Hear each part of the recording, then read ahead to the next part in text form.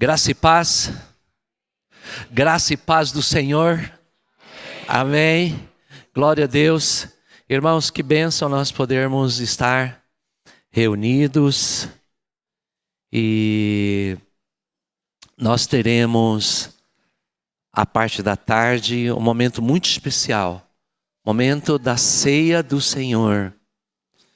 E eu não tenho a menor dúvida de que Deus vai falar profundamente conosco. E nessa tarde, no nosso encontro, nesse retorno neste ano à mesa do Senhor, à mesa do banquete, do pão e do vinho, eu quero agradecer já ao grupo de irmãs intercessoras da igreja, 12 horas de oração esta noite em prol da Santa Ceia. Então, se eu fosse você, eu não perderia essa ceia, porque é um encontro com Jesus. Glória a Deus. À noite também nós teremos aí o culto jovem, uma benção falar em culto jovem. Eu estava me lembrando da escola Dipper aí, que vai acontecer aí, né, a partir de maio, as inscrições abertas. Estava dando uma olhada no time que vai dar a palestra da escola Dipper. Olha, eu não sou tão jovem assim, eu acho que eu vou fazer essa escola Dipper, porque com aquele pessoal ali, com o conteúdo que vai ser, claro que vai ter um investimento, mas aquilo que a gente vai aprender vai ser muito maior. Então, atenção, os jovens aí, procure a Hannah aí, fiquem atentos para os maiores detalhes dessa escola Dipper aí, que vai ser fantástico, vai ser maravilhoso aí que o MJ está produzindo para nós. Outro detalhe, irmãos, também que a gente vai poder assim, de uma forma muito intensa esse mês de maio, mês da família. Né? No sábado de manhã, algumas famílias bíblicas estarão sendo tratadas aqui e depois os PGs presenciais. Olha, vai ser maravilhoso.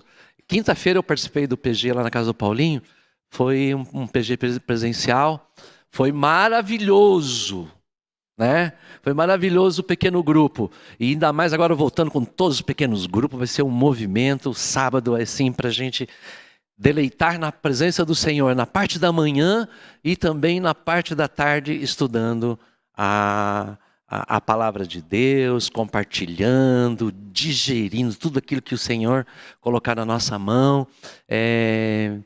Famílias fortes, igreja forte. Então, não vamos perder. Inclusive os domingos, irmãos, um projeto assim de missão resgate, assim, vamos dizer esse nome, né? Resgatando valores, os ministérios todos, o MCA, MJ, MM, né? Todos se organizando e trazendo os recados aqui aos domingos, valores que precisam ser resgatados. Então, vai ser importante não apenas para você, mas se você sabe, conhece alguma família, algum casal, esse mês de maio está muito propício, porque vai ser da família, trazendo esses assuntos sobre a família. Mas vamos agora para o recado que Deus tem para nós hoje. Amém? Lucas capítulo 8, a partir do versículo 22, Jesus acalma uma tempestade. Vocês não acham que Jesus é demais? Eu acho, como diz o jovem assim, Jesus é de cruzinha, é demais, né? Jesus é realmente maravilhoso. E a gente não se cansa de olhar para Jesus e aprender de Jesus. Então eu vou ler o texto e depois nós vamos destacar algumas coisas, alguns detalhes desse texto. Lucas 8, 22 até o 25. Eu estou com a tradução NVI, talvez tenha alguma palavrinha um pouquinho diferente. Certo dia, Jesus disse aos seus discípulos: vamos para o outro lado do lago? E eles entraram num barco e partiram. E enquanto navegavam, ele adormeceu. Abateu-se sobre o lago um forte vendaval, de modo que o barco estava sendo inundado e eles corriam um grande perigo. E os discípulos foram acordá-lo, clamando: Mestre, mestre, vamos morrer. Ele se levantou e repreendeu o vento e a violência das águas. Tudo se acalmou e ficou tranquilo. Onde está a sua fé? Perguntou ele a seus discípulos. Amedrontados e admirados, eles perguntaram uns aos outros: quem é este que até os ventos e as águas dá ordem e eles lhe obedecem? Queridos irmãos, nada da vida é permanente. A tribulação não é permanente e a bonança também não é permanente. Nossa vida, ela alterna dias de bonança e dias de tempestade. E nos momentos de tempestade nós podemos olhar para Jesus. E é interessante uma coisa que eu até vou repetir aquilo que nós discutimos lá no pequeno grupo de quinta-feira à noite. Os milagres de Jesus traz no seu contexto, traz assim no seu conteúdo, muito mais do que um simples milagre. Na verdade, Jesus está tratando salvação. Na semana passada nós falamos sobre os 10 leprosos, aí um volta, agradece, Jesus pergunta onde estão os 9, e depois fala para ele assim: vai, a tua fé te curou, é isso? Vai, a tua fé te salvou. Olha só, o homem não apenas alcançou uma cura física da lepra, foi limpado, mas ele também alcançou algo diferente, porque inclusive ele veio, manifestou isso em adoração, a fé dele havia salvado ele. Agora aqui neste milagre também, irmãos, aqui quando Jesus acalma a tempestade, aliás, há poucos dias também nós comentávamos sobre o outro momento que Jesus acalma a tempestade. Os barcos, o barquinho vai e Jesus fica orando. Depois Jesus vai ao encontro ao amanhecer do dia e vem andando sobre as ondas do mar e acalma a tempestade. E agora aqui Jesus está dentro do barco. Mas é interessante notar em todos esses milagres a importância que se tem de olhar para os milagres de Jesus e ver o ponto de vista da salvação, soteriológico, ponto de vista de salvação. Jesus não está apenas preocupado em dar uma ordem para o vento, ele está querendo realmente mostrar algo em termos de salvação. É assim que nós podemos ver em todos os milagres de Jesus.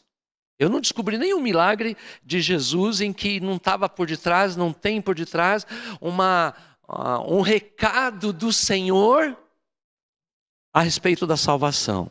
E aqui Jesus estava no barco e eles entraram, e é interessante que Jesus adormeceu. Quando Jesus dorme no barco, está mostrando a natureza humana. Aqui neste milagre a gente vê as duas coisas, natureza humana e natureza divina. Na natureza humana ele dorme, ele estava cansado. Ele sentia fome, sede, ele dormia também. Então, mas quando ele dá ordem para o vento e acalma a tempestade, que é um milagre conhecido de nós, aí mostra-se a divindade dele, o senhorio dele sobre todas as coisas. Então, olhando aqui para o começo da viagem, estava tranquilo, as águas tranquilas, eles entraram no barquinho, eles começam a navegar suavemente para atravessar do outro lado. Deus tinha o Senhor Jesus tinha uma grande missão do outro lado do mar da Galileia. E enquanto eles estavam navegando, Jesus dorme. Dá a impressão, muitas vezes na vida da gente, que Deus não se importa conosco. Esse abandono, ele é aparente. Porque, na verdade, depois de muito tempo, a gente olha para trás e a gente agradece a Deus porque a gente vê que o Senhor nunca falha conosco. Ele não falha. E há detalhes na vida da gente que não é por um acaso. Às vezes alguém que a gente conhece, um lugar que a gente mora, o bairro que a gente mora, os vizinhos que a gente tem. Todas as coisas, Deus tem um propósito. E Deus guia de uma forma muito sábia o seu povo. Aqui quando Jesus dorme e de repente começa a tempestade, porque fez parte daquele dia, daquela viagem, mas também as tempestades fazem parte da nossa vida. A gente acorda de manhã, faz um louvor e nunca imaginamos que durante aquele dia a gente vai ter uma grande tribulação, uma grande decepção. Às vezes acontecem coisas na nossa vida em que nós até mesmo estamos em comunhão, em oração, louvando a Deus. Uma vez eu bati o carro, aquilo que o presbítero Cláudio falou que Deus livrou ele. Um dia eu bati na traseira de um carro. Mas é interessante, eu estava viajando com meus filhos e estava vindo para Curitiba. E estava chegando aqui na região do Parque Barigui e bati na traseira de um outro carro e nós estávamos com o som alto, num louvor, orando e glorificando a Deus. E o carro parou na minha frente assim, de repente, não deu tempo. A gente teve um acidente, graças a Deus, só danos materiais e não houve nada físico. Mas olha, a gente estava louvando a Deus. Até depois tivemos que ter uma conversa em casa, porque os filhos, pai, mas não estava orando, não estava louvando. Mas as coisas acontecem até mesmo quando nós estamos orando e louvando, e de repente pode acontecer uma prova da nossa fé, e nós sermos provados e passarmos por uma tribulação, porque essa vida ela é cheia de tribulação. E aquele vendaval se levantou e começou a inundar o barco. E eles estavam correndo risco de vida. A princípio foi poucas águas, mas de repente as águas foram avolumando e eles lutando contra a tempestade e Jesus dormindo. Que contraste! Será que esse barco iria afundar com Jesus ali dormindo? Não, Jesus tinha os seus propósitos. A gente canta, que as águas não podem naufragar, que leva o Senhor, Rei dos céus e mar. Nós cantamos, tem um hino do nosso braço. Realmente, o barco que está Jesus, ele não naufraga, mas ele muitas vezes ele pode ser sacudido. Então na nossa vida, muitas vezes nós podemos ser sacudidos, espiritualmente provados. Mas se nós confiarmos no Senhor, nós vamos ver a direção certa. E naquele momento, ainda bem, como a mensagem da semana passada dos 10 leprosos, eles gritaram, Jesus, tem misericórdia de nós. Agora aqui também eles clamaram, foram lá e acordaram Jesus, despertaram Jesus. No texto de Lucas, está assim, mestre, nós vamos morrer. No texto de Marcos, tem uma pergunta. Mestre, não te dá que pereçamos? Não te importa? Esse é o lado humano nosso, que muitas vezes nós acusamos Deus. Onde está Deus? Onde está Jesus que não olha para mim? Onde está o Senhor que permitiu isso acontecer? E o mais incrédulo ainda, se Deus me amasse, isso não estaria acontecendo. E eu já encontrei pessoas revoltadas com Deus. Vocês acreditam nisso? Pessoas bravas com Deus, porque eles achavam que Deus, que estava acontecendo porque Deus permitiu e Deus estava sendo injusto com a vida dela. Mas naquele momento, Jesus Diz assim o versículo 24: ele se levantou e repreendeu o vento e a violência das águas. Tudo se acalmou e ficou tranquilo. Aqui está o Senhor, né? Quando os discípulos pedem, mestre, estamos perecendo, era uma situação de vida ou morte. É a luta. Quando a gente lê a Bíblia, lá em Gênesis 3, a partir de Gênesis 3, tem a queda do homem. E o homem luta a vida toda contra a morte. O pior adversário do homem é a morte. E é o último adversário a ser vencido. Jesus deixou bem claro que seria o último adversário a ser vencido, é a morte. A natureza humana, ela não está preparada para morrer. E nós nunca estamos preparados para perder alguém. Na verdade, a gente nunca está preparado o suficiente para perder alguém. A gente sempre há momentos de lágrimas e de tristeza quando tem uma perda. Essa é a eterna luta, essa é a perene luta, né? Não a eterna luta, mas a perene luta do ser humano desde que ele caiu em pecado. Ele está sujeito à morte. E as pessoas vivem como se nunca vão morrer, vão ter essa experiência. Mas os cristãos são preparados para a realidade da vida.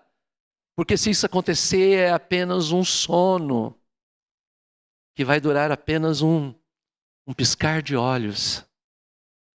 Pode passar centenas e milhares de anos até a volta do Senhor Jesus, desde o primeiro que morreu fiel ao Senhor, mas na verdade para quem morreu e vai ressuscitar é um piscar de olhos, ante a última trombeta.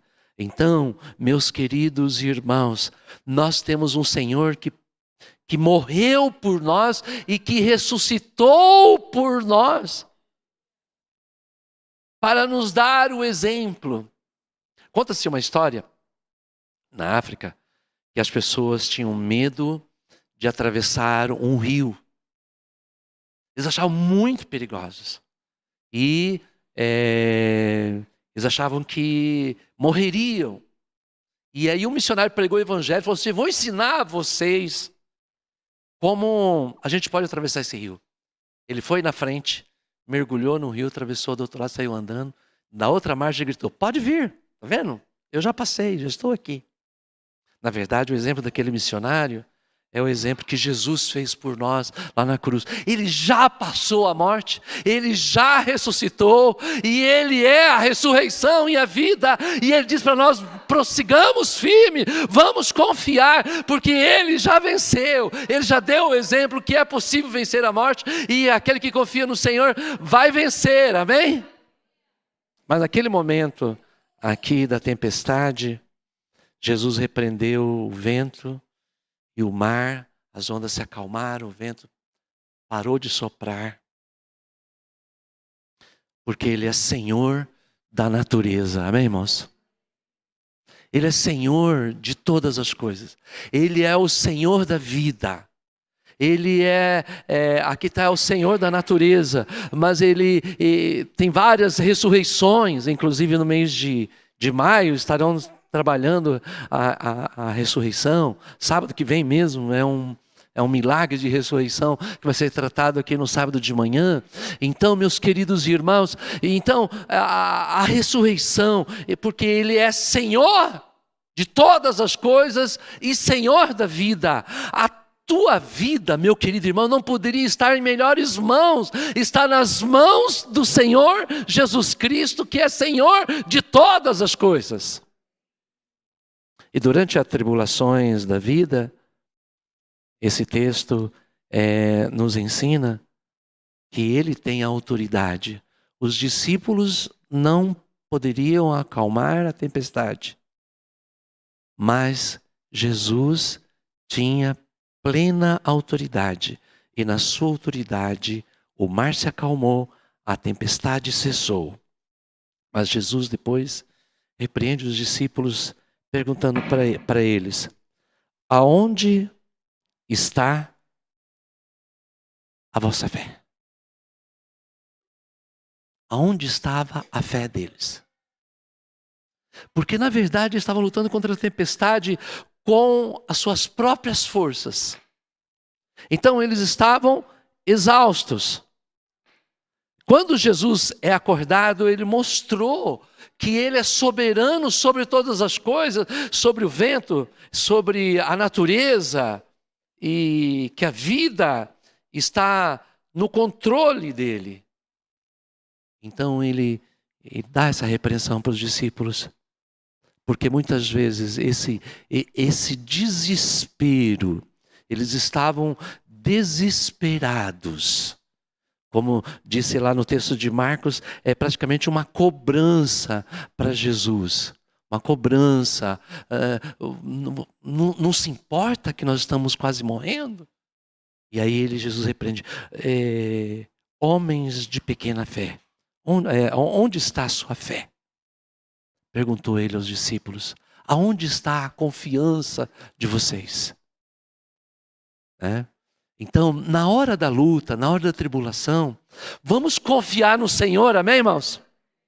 Vamos confiar no Senhor, que Ele é soberano, e na sua soberania é que nós entendemos as coisas, e é sempre para o nosso próprio bem.